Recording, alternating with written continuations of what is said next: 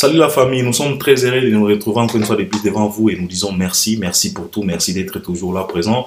Merci surtout de participer à travers l'espace des commentaires, comme on a toujours l'habitude de vous le dire, cet espace est bien réservé pour toi, pour lui, pour elle, pour tout le monde. Si tu as quelque chose que tu voulais partager avec nous, une vérité, une révélation, en tout cas des conseils, des félicitations, en tout cas utilise cet espace des commentaires, utilise un mot bien. Parce que ça a une occasion ya koyako la kisabiso capacité ya raisonnement na yo, ta façon de voir. Donc utilise espace wana correctement. Loba na biso makambo ndenge yali soko zomona ke tozo ignorer makambo moko boye, soko zomona ke makambo tozo loba toza na maîtrise na ngotin. Eza occasion po na yo po o expliquer na biso na bato balandaka biso na Albert Premier. Donc utilise cet espace correctement. Laisse-nous un bon commentaire. Mais regardez-nous d'abord avant. Donc regardez-nous jusqu'à la fin. Après avoir bien comprendre Oyoto Lobby, c'est par après que tu vas nous revenir maintenant avec un bon commentaire qui va nous aider. Et puis si c'est la première fois que tu tombes sur cette vidéo, si tu n'es pas encore abonné, c'est simple. C'est en bas dans les coins, tu cliques, tu t'abonnes, tu actives aussi la cloche de notification. Activer la cloche de notification, c'est tout simplement cliquer sur la cloche. Donc, tu actives pour que quand on poste quelque chose, tu seras toujours notifié. Donc, c'est très important. Et puis, partagez aussi les liens de nos vidéos. Ça, c'est très important. Je te les recommande. Il faut toujours penser à partager pour que d'autres personnes puissent nous découvrir à travers ton partage. Et puis, liker. Tu peux même liker avant même de regarder. Et puis par après, tu vas nous laisser ton commentaire, car nous avons besoin de ça. Alors, Tozongi encore une fois de plus. Comme j'ai toujours l'habitude de vous le dire, les grossistes est toujours là. Le marchandise est toujours là. Il y a tellement de conteneurs à détailler. Aujourd'hui, on va se focaliser dans le conteneur Oyona Combo à Paris La Défense Arena. Pourquoi Paris La Défense Arena et qui est les grossistes?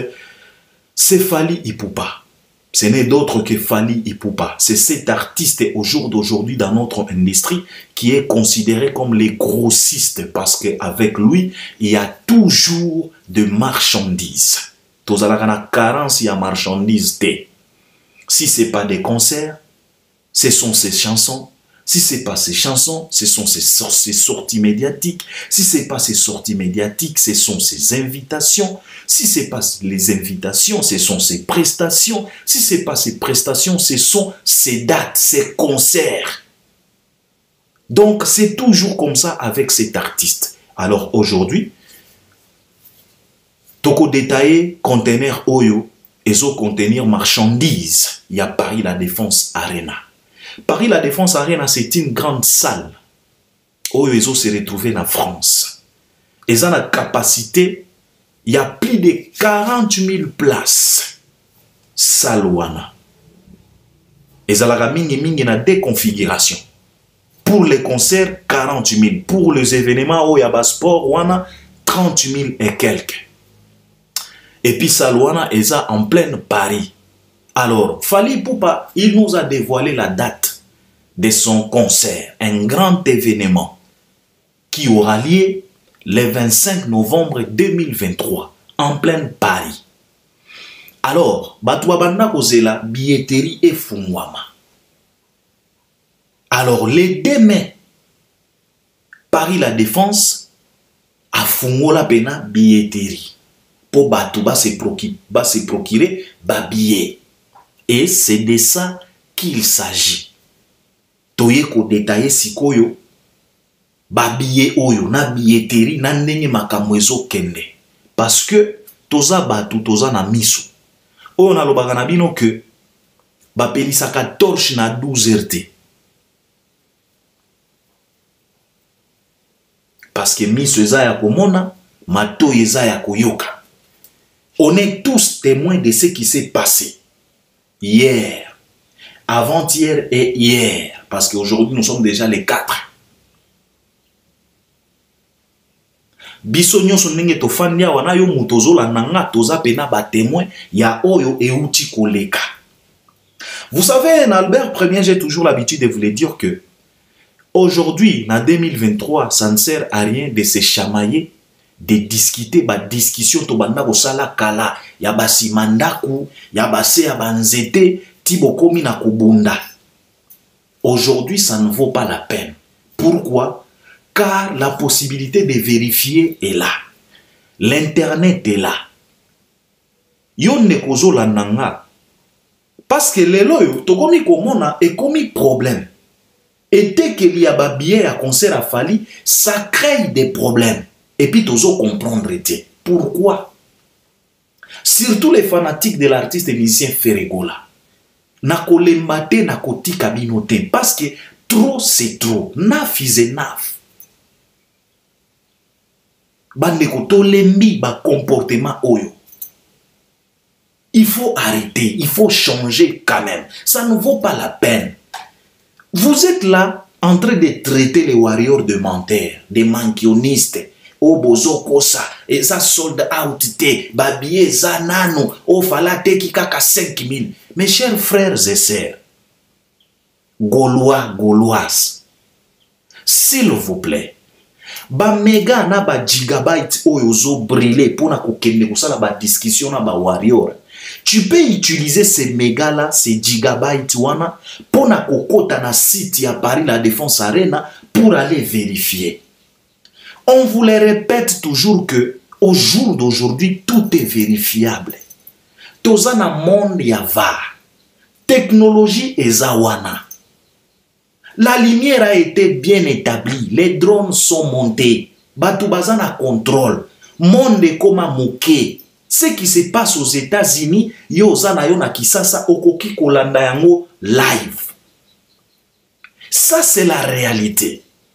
Na mokili ya lelo, mututu azana obligation ya kokoma averti, ya kokoma connecté.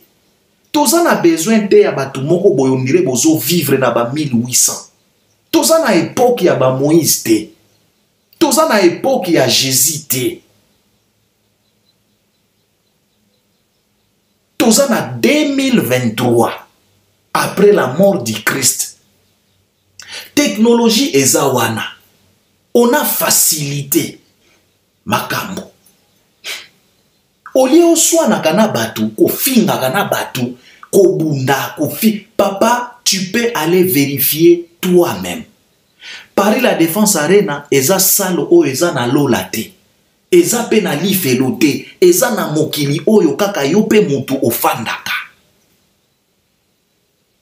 Eza pe na France. France oyo bandeko no ba congolais bazalaka kuna. Donc c'est simple de te connecter pour aller vérifier. Au lieu de banda ba discussion et comme un problème et comme ba discussion. Vous les Gaulois. Au moni bino ba Gaulois na uti ko sala émission na zomi tu na nano. Utilité na bino ezalaka nini? Vous êtes utile en quoi dans notre industrie? Moi, c'est la question à qui je me pose. Existence na bino, eza na utilité nini? Ça nous aide en quoi? Coexister na bino. Komi benga kaka bagolwa, ou bien eza ka kombo kaka po boyoka ki ba warrior, nde bino be ba bengi bino bagolwa. Mais en réalité, boza na utilité mon côté. Parce que existence na bino, ezo ede na biso na eloko mon côté. Ezo me mabiso nulle part. Bofungula kabato misute, bino ko créa kaka ba problème. Je viens de vous expliquer ici. Les warriors, ce sont les meilleurs fans du monde, si je peux le dire. Pourquoi? Parce que ces fanatiques-là, ils nous ont ramené quand même des singles d'or. Ils nous ont ramené un disque d'or certifié par Snap. Ils nous ont ramené plus de 12 Afrima. Ils ont fait à ce que leur artiste puisse être nominé 4 fois au BET Award aux États-Unis. Ils ont fait à ce que leur artiste puisse être invité, si c'est 2 fois, na Grammy Award. Ils ont fait à ce que leur artiste puisse remplir une salle de plus de 20 000 personnes en plein Paris, à Hôtel Accor Arena. Ces warriors-là, ils ont fait à ce que leur artiste Azala le plus récompensé de tous les artistes congolais. Plus de 50 combien trophées. Alors, nous sommes fiers de ces fanatiques-là. Et bongo bino. Bosala netinini. Moi, c'est la question que je me pose. Utilité na bino. Boza utile na nini. Boedaka fere na nini. Auchi kobimisa dynastie. Tobanda kola latin. Ezalaki ba publication na ba publication. Faire premier na Amazon, faire premier Awa, faire premier na Boomplay. Mais jusqu'au jour d'aujourd'hui, baki premier na Ewana, epesa biso nini. Tozala ki Awa, oh, dans une semaine, faire kozwa disque d'or na South Africa. To yebite soke suka wapi. Oyo tomona ki kaka eza maison na ye ya Sony, et karesa ye au sens du poil, ba pesa ye kamwa bikeko wana. Trophée o ezanga tina. En vrai dire, utilité na bino ezalaka nini? Ou bien existence na bino c'est pour faire quoi?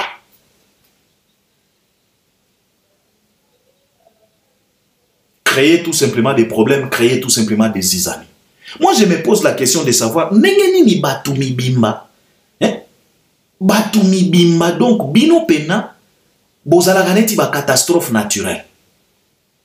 Ndenge ni raisonnement ya batu et ozala neti ba catastrophe naturelle. Donc bozo raisonner neti ba Katarina, ba tsunami, bo raisonner neti ba ouragan. Parce que ba mankambo wana ezalaka koya ko buka bandaku, ba Katarina wana ba tsunami wana koya ko buka bandaku, koya ko tiaka ba désordre. Donc bino pena ba gorua. Donc moi je me pose la question, ndenge ni raisonnement ya batu ko ozala neti catastrophe naturelle. Bino bo créaka kaka ba problème. Ba comparaison moko bo ezanga mutu na makolo. Biboya boya. Koswana ka pambala pambala. Papa, bokoki kozala utile na industrie na biso. Bino atako copier makambo ya bien, c'est tout un problème. Boza na stade des martyrs. Ezozela bino wana. Bozo teka biye wapi.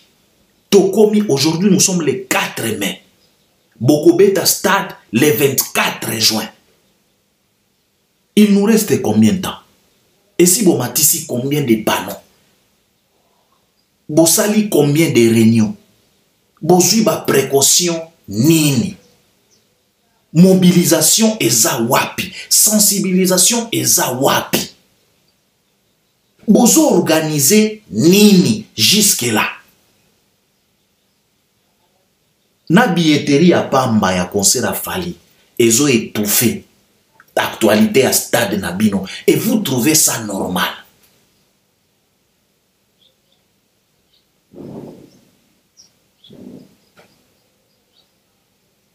C'est vraiment triste, vraiment. Beau aider biso, beau aider pe artiste. Ça ne vaut pas la peine. Beau tika concert ya Fali. Ba warrior soki bazo kosa, bazo mikosa bango moko etali bino na nini? Soki lelo ba warrior bazo ya po ba kosa keno tote ki boye o pari la défense arena soldat soki bazo mikosa soki pe Fali azo kosa bango etali bango soni ekozala ya bino te ekozala ya Fali na ba warrior na ye. Ça vous regarde en quoi? Ça vous concerne en quoi? Soki bazo kosa mais bazo mikosa bango moko. À la fin de la journée toko la bango toko la bino te. Bino botala makambo na bino, vous avez un grand concert. Et puis stade des martyrs yango tozo monango problème parce que Fada meza kuna. Et puis balobi na biso Fada meza nde ba Jackie Chan ba Jean-Claude Van Damme. Bino moko boyebi très bien que bandeko wana bazalaka na ba blague te. Ba Jackie wana. Balobaka ebele te.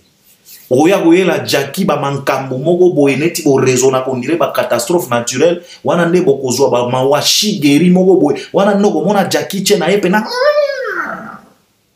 ba Jackie omoni ba filma ba Jackie balobaka ebele te na ba filmer na bango bango ezalaka pena ba discussion milai te ezaka bokutani tango ka molimo na ezo sepela na molimo no te ozwi mawashi geri ozwi soki kunini soki katamuchupu soki nini donc place oyo akochubo donc nayebi te il faut faire attention.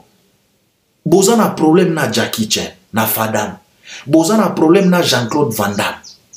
Jean-Claude Van Damme boyebi na ba cyborg, boyebi na ba double impact asila te azanano. Il faut faire attention.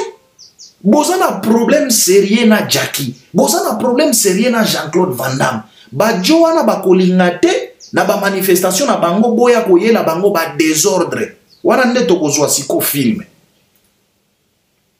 Olie bo s'occuper na makambo na bino, bino kaka makambo afali, bino kaka oboye. Papa, soki ba warrior bazokosa, bazo mikosa bango moko, eza concert na bango, eza concert ya artiste na bango. Ça vous regarde en quoi? Toko tika bino te, toko banda ko rappeler bino, parce que tozan a besoin de changer. Parce que ceux qui toko mi na ba warrior, toko mi pe na ba goloa, oyo bazo raisonner loko la ba warrior, et ko aider industrie na biso.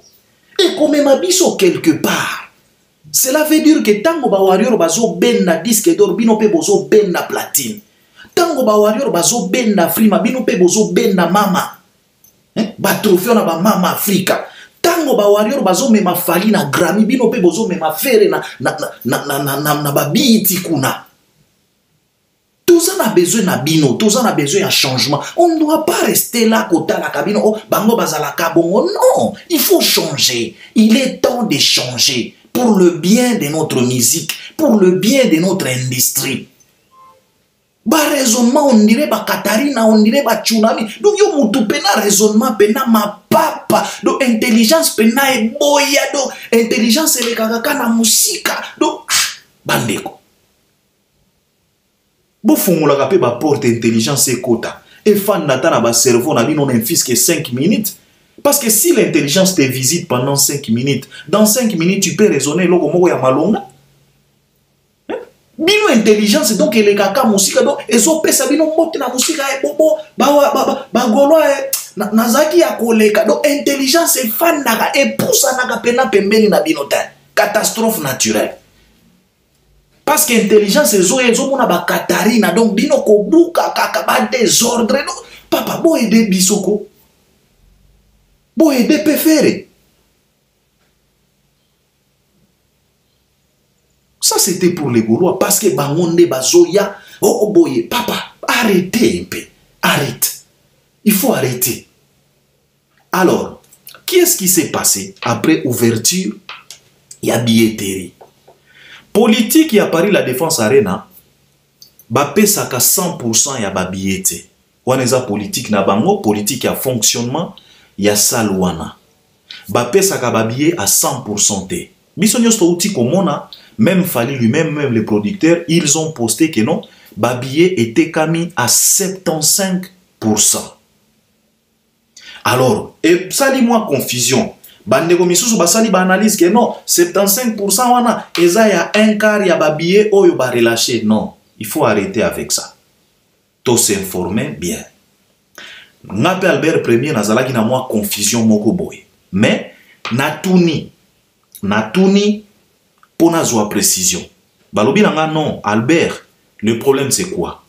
C'est que Paris la Défense Arena, ba relâchaka ba billet à 100% te. Basala ganeti moi tentation, bazo tenter. Donc batinaka première portion. Donc ezaneti balobi ok. Eza 40 000 places. Toko banana 25 000 billets. Total comportement. Il y a ba fanatique, il y a artiste oyo. Pour total la force, il y a artiste oyo. Total comment est-ce que les fanatiques vont consommer? Alors, c'est la raison pour laquelle Paris la Défense Arena est tantaki. Tentation ya liboso. Ezalaki 25 000 billets.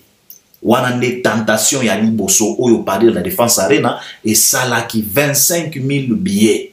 C'est la raison pour laquelle Tango 25 000 est s'épuisé, Batouba publié, balobi que c'est 75% ya babillé était kami. Parce que, na 24 heures, fallait à parvenir côté qu'à plus de 22 000 billets. Na 24 heures. Donc, na une journée, fallait, il a vendu plus de 22 000 billets. C'est ce qui a fait à ce que et les producteurs et lui-même Fally Ipupa, ils ont posté pour nous informer que non, tout comme il a 75%, il y a ba vente. Parce que, si on a 40 000, moins 25 000, il nous reste que 15 000. 15 000 billets et zande oyo 25% et tikali pour essa la 100%. C'est de ça qu'il s'agit. Wanezalaki première tentation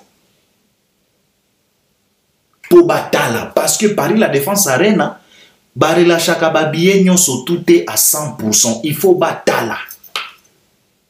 Et makambo ya boye ndetolo bagana batu bokota bo vérifier.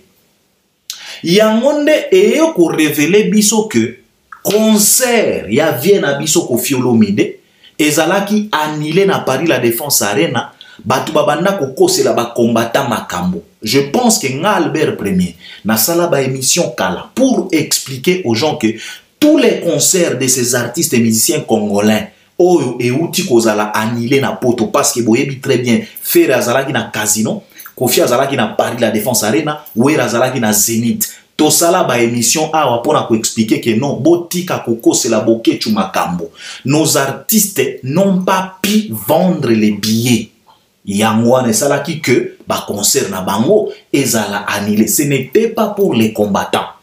Oyo kofia banda ko sala venir pleurnicher et accuser les gens. Non. Soyons sérieux, la vérité est là. Vous savez, j'ai toujours l'habitude de vous dire que le monde est au courant de tout. Mes chers frères, ce n'est pas parce que le monde a choisi de se taire que Yosan a raison. Non. Le monde a tout simplement choisi de se taire. Mais cela ne prouve pas que le monde est yébité. Non, le monde est yébi. Sauf que, et choisir tout simplement de se taire. Mais les jours où le monde est qu'aux décision ya koloba, yomoko ko comprendre que makambo banda ko kosabatu, mokile banda ko yeba. Et au jour d'aujourd'hui, to yebi très bien que Kofi Olomide, tango basala ki tentation ponaye, il a vendu que 1800 billets na semaine moko. 1800, je dis bien. Si je... Attends, je vais vérifier. Je vais vérifier parce que tozo lingate makambo ya koya kosaka batu awa. Attends, je vais voir. Je vais voir. Je vais voir ce que lui a vendu na semaine moko. Attends, parce que nga na tuni batindeli nga yango. Voilà. Il a vendu 1800 billets na semaine moko. Na tentation, tango Paris la Défense Arena ba tenter pour battre la force, battre la capacité. Yaba fanatique nae, il a vendu que 1800 billets. Et c'est la raison pour laquelle Paris la Défense Arena bazwa décision à kosala nini ya ko annuler concert nae. Et puis comme les musiciens congolais bazalaka ba régloter, il a commencé à pleurnicher, il a commencé à chercher à mentir les gens. Oh, toteka qui déjà 30 000 papa. Yo teka 30 000. Na Paris la Défense Arena. Na salo ils ont la capacité à 40 000. Yo teka 30 000. Ba annulé concert. Producteur wana a foutu déjà ba assurance. A cadré ma cambonioso. Jamais de la vie. Qu'on arrête. Le monde est au courant de tout. Alors pour Fally Ipupa, cela veut dire que tentation yali bosso. Paris la Défense Arena, ba tenter sikoyo artiste. Pour battre la force, pour battre la, il est comment, il se positionne comment. Est-ce qu'il est bien armé, il est bien blindé. Est-ce qu'il peut s'en sortir na guerre oye a bandi? Est-ce qu'il a ba missile, azana ba munition? Wanande Paris la Défense sikoyo ko comprendre que non, oyo kutu Vietnam e kosa. Oeza makambo mususu. Donc, Paris la Défense Arena, bazu pena frappe ya mukolo. Tentation boye par 23 000 billets na une journée. C'est la raison pour laquelle nous sommes tellement fiers de vous, warriors. Mingi ba warrior oya espace Schengen, ba warrior oya poto. Donc, communauté africaine nyoso, nous sommes fiers de vous. Ezala bino ba ivoirien, ba Camerounais, ba Angolais, ba Brazzavillois, ba Congolais bango moko, ba Burundais, ba Kenyans, ba Rwandais, ba Maliens, ba Burkinabé, ba Gabonais, ba Togolais, partout, ba Zambiens, communauté africaine nyonso o eza na poto o e participer na challenge oyo, nous disons merci et nous sommes tellement fiers de vous. Parce que ça prouve à suffisance que UNESCO et Miko Sate pour considérer Rumba comme patrimoine immatériel. Donc UNESCO, bazalaki pena na raison. Parce que un acteur parmi les acteurs qui exécutent la Rumba a sali exploit na Paris La Défense Arena en plein midi dans 24 heures. Il a cassé le baraque. Ça, c'est trop fort. Et on doit applaudir. Et on doit être fier de lui. Et on est fier de vous, Warrior. Omoni Warrior, ba Warrior ngana considéra kabino loko la plateforme mogobo. Ndenge ka bomona ka ba Spotify, ba Boomplay, ba Amazon, ba iTunes, ba Warrior, eza pena plateforme mobimba. Et joua ka ba role belé. Omoni ba iTunes, eza ka ba plateforme oya ko somba nzembo. Mais plateforme ya ba Warrior, eza la pena na ba role belé. Eza na rôle ya distraction, eza la pena rôle ya consommation, eza la pena rôle ya ba challenge. Donc eza plateforme moko ya danger. Bazalaka na ba rôle belé. Et nous avons besoin de fanatiques comme ça dans notre industrie. Pas tout simplement l'industrie Oya Congo. Nous avons besoin de fanatiques comme ça dans la musique ya Afrique en général. Pour que les artistes au bazalaga na Europe va comprendre que en Afrique, il y a aussi des grands qui peuvent faire des choses incroyables dans le territoire nabiso. Et non pas tout simplement mondele moko boya outi poto aye kosa la catastrophe naturelle en Afrique. Il faut qu'un Africain aussi a comme un poto va sentir que non, il y a quelqu'un quand même. Comme ce que vient de réaliser Fally Ipupa. Nous sommes tellement fiers de vous, nos compatriotes africains. Et nous disons merci pour vous. Merci na oyo bouti kosala. Donc c'est ça la vérité. Et ça qui première tentation parce que Paris La Défense Arena te kaka billet à 100% nyoso touté.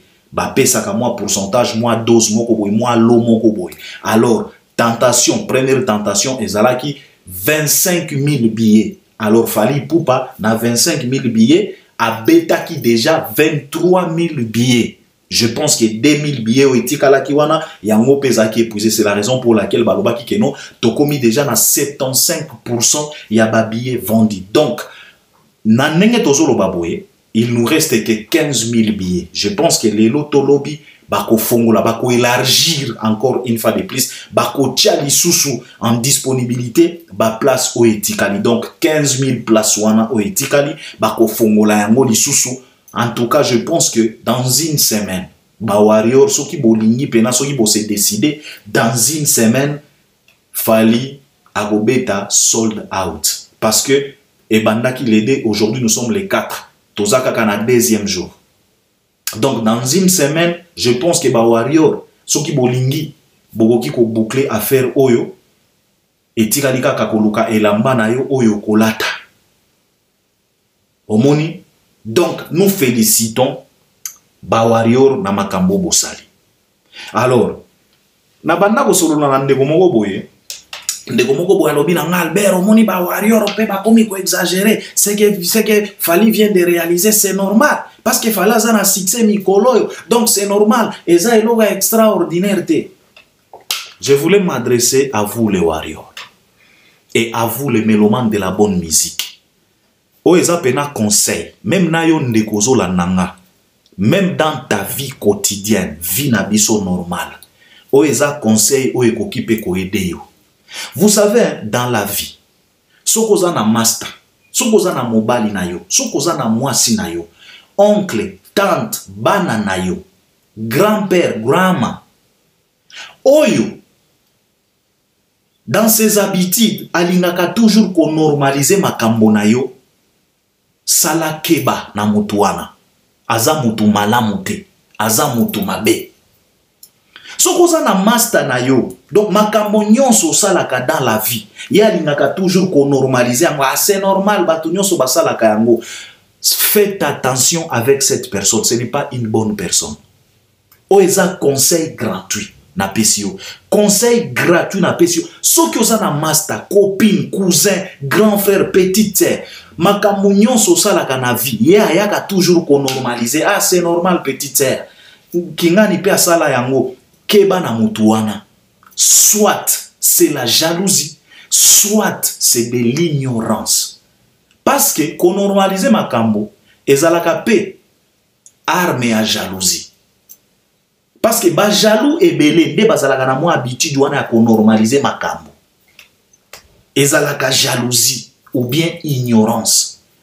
Alors ndeko wana lobi na ngake non Albert bino pe bozo exagérer makambo ni nyamalonga fala sali. Eza normal parce que ça a succès. Non. Yo warrior, là où tu es, si tu croises quelqu'un, oyazana ba discours ya boye. Loba nae au nom de Jésus, parce que c'est pas une bonne personne. Aza jaloux.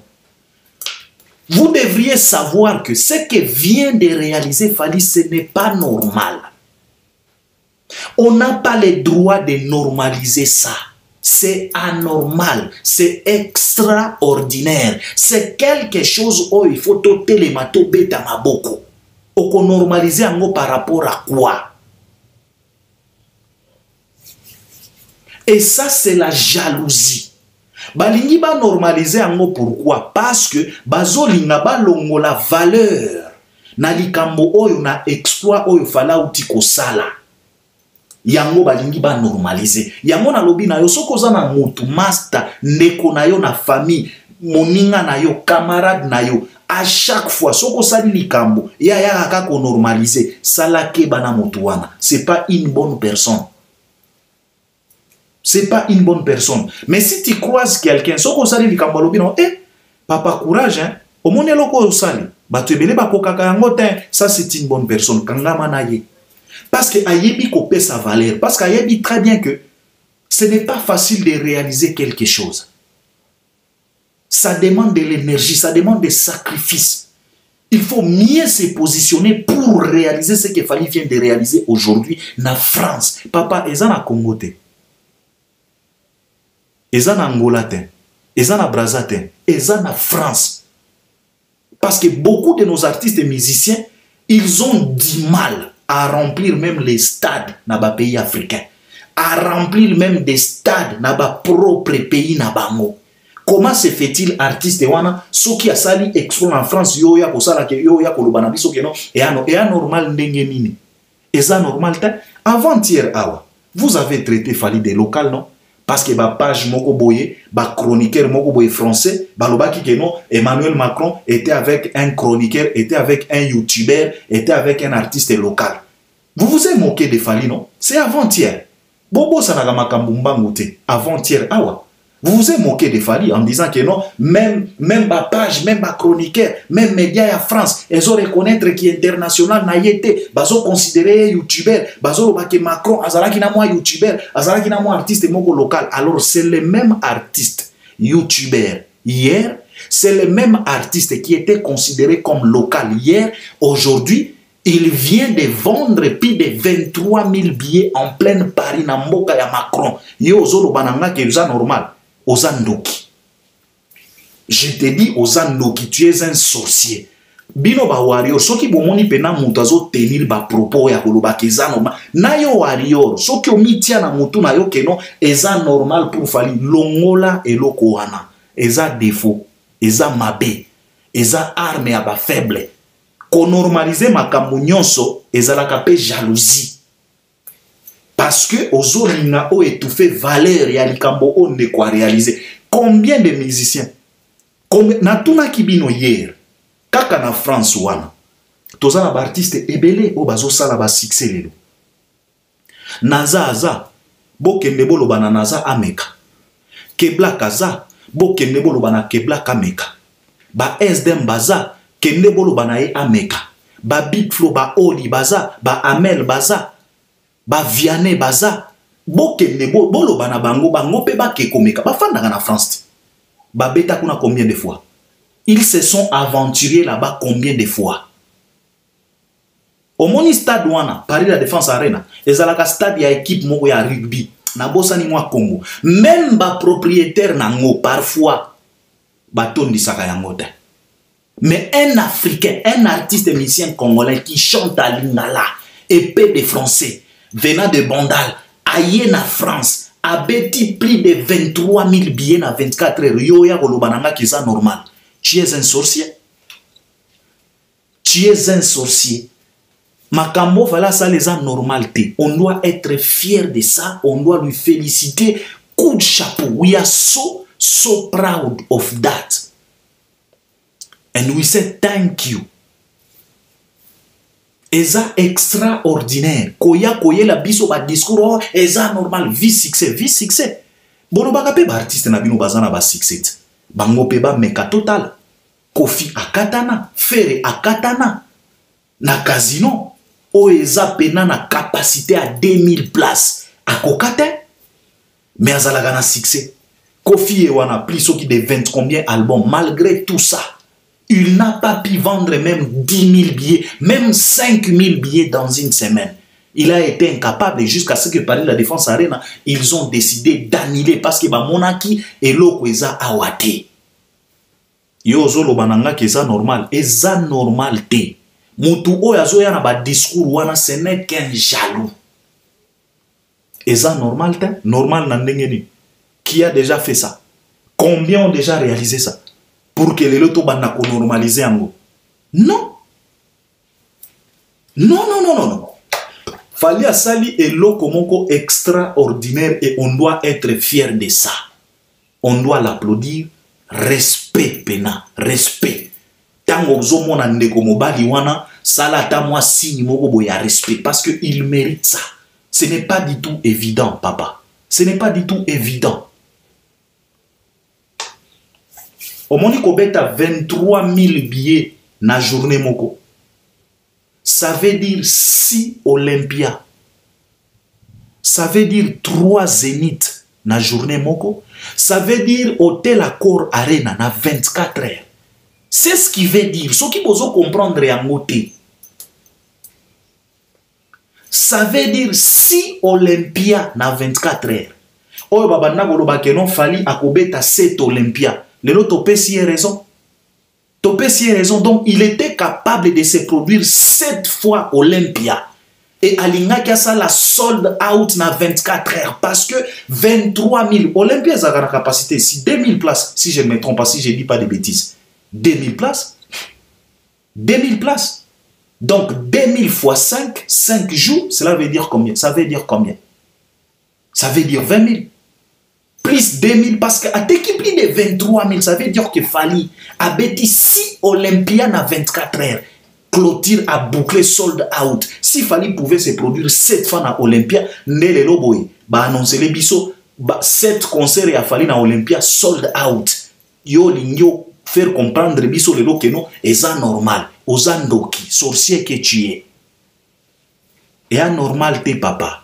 Ce n'est pas les au hasard, ce n'est pas donné à n'importe qui, ce n'est pas donné à tout le monde. On doit les féliciter. Donc, abeti 6 Olympiens na journée moko. Abeti 3 Zénith na journée moko. Abeti Hôtel Accor Arena na journée moko. Nanya kusala yango. Oyaza mobali, atombola mosapi totala. Poboya ko normaliser makambo. Yo arrière place oza soko banda ko mitia na mutu na yo keno oyo makambo fala sale eza normal te ya. Donne de la valeur à ce que vient de réaliser ton artiste parce que personne papa ce n'est pas donné à n'importe qui parce que aucun artiste et musicien congolais actuel akoki ko sala oyo ye asali oko normaliser ngo ndenge nini soki za kindokite. Donc arrêtez. Un peu du respect envers ce monsieur. Et il le mérite. Binomo mona ba réaction. Paris La Défense et réagir. Producteur à réagir. Binomo mona ba réaction. Ba réaction. Oyo fali a sali. bato nyonso bazo réagir, ba page ezo réagir. Fali e wana numéro 1. Ba FNAC réagir. Ya Koffi Olomide. Bon mona ki page nini réagir. Si est seulement si vie wana teka ki babi wana. Papa, botika kutotika kokosa na maboma. Tozo rappeler bino encore une fois de plus. Monde alelo eza monde avare. Ça ne vaut pas la peine. Ya manki ona. Et si magali sous soutien, bino moko bomoni ba réaction. Tango eloko moko esalami, il faut ba réaction ezala. Ba publication ezala. Bino moko bomoni. Yako sambezata en plein midi. Yo yako normaliser amo. Ozandoki. Je pense que je dois m'arrêter par là. C'est tout simplement tolinga ki to éclaircir bato. Que 75% oyo balobi et ça 75% il y a 40 000 billets. Donc tentation oyo pari la défense arena et ça là qui n'a fallu pour battre la capacité, battre la force naie et ça là qui y a 25 000 billets. Il y a monde batia qui na disposition ya ba fanatique, battre la comment est-ce que les fanatiques se comportent. Battre la nengenini bazo consommer. Pari la défense arena, il y a un moment où comprendre que non en tout cas parce que dans 24 heures, l'artiste a parvenir quand même côté plus de 23 000 billets. C'est la raison pour laquelle Balobi Nabino 75% y a billets et tekami déjà. Donc etikali 25% pour Ezala 100%. Donc 25% on a Eza 15 000 billets oyo etikali oyo peut-être lelo ou bien lobby kuna Paris la défense arena et kotinda deuxième tentation pour Batala. Et j'espère que deuxième tentation, bato bakoso mayango tranquillement sans problème. Sauf que kozeli sate parce que na alir oyo bato ebele bakoki kozanga billet. Parce que na poto to yebi ndenge to vivaka na poto ba facture omoni bato nyonso to simbaka mongo na ta mon côté to simbaka mongo na période mon côté il y a toujours des retardataires par rapport ya ndenge ba futaka ye omoni bato misusu basalaka par heure bato misusu basalaka par mois donc ba facture to futaka ba facture ndenge mon côté yo koki ko futa facture na les 5 mosusu futaka les 15 mosusu azwaka mongo na les 7 c'est toujours comme ça donc je pense que na bato o batikali pona 15 000 billets o en tout cas, bossa la par tous les moyens possibles, défisa ta mongo parce que na aliro makambozo kende, batu ebele bazo risquer barate concert oyo. Et koza la passi. Parce que soko rate concert oyo, o koze la peut-être année prochaine. Hein? C'est toujours comme ça avec Fally Ipupa parce que Fally Ipupa asala kana nenya ba américain. Donc, yango oyo tolinga kito ya ko partager na bino. Donc, ba warrior boza la calme. Moto ako sabino te aya koloba na bino ke oyo Fally asali eza normal papa. Eza normal te, eza anormal, c'est extraordinaire. On doit être fier de ça. Parce que na Congo mobimba nengeza wana. Ce n'est pas tout simplement Koutou Congo. Même na Afrique. Je pense que na Côte d'Ivoire, bazana artiste mon côté oya koki komeka. Oya koki même kokanisa, même na ba Cameroun, na ba Tanzanie, bazate même na ba Kenya, ba Gabon, ba Togo, il y a pas, ba Zimbabwe, il y a pas, ba Mali, ba Soudan, il y a pas. Oya koki ko sazarde azate. Barna boye wana, bandatia, tilelo. Tilelo. Akobeta na main, si je ne me trompe pas. Donc, mutu ako sayote, abanda ko faire comprendre yote que non eza normal te wana eza mutema mabe azolingane a dévaloriser exploit oyo Fally auti kosala. Alors il faut pas accepter ba discours ya lolenge wana. Alors on est ensemble, je pense que vous allez réagir à travers les commentaires. Merci beaucoup, à la prochaine, bye.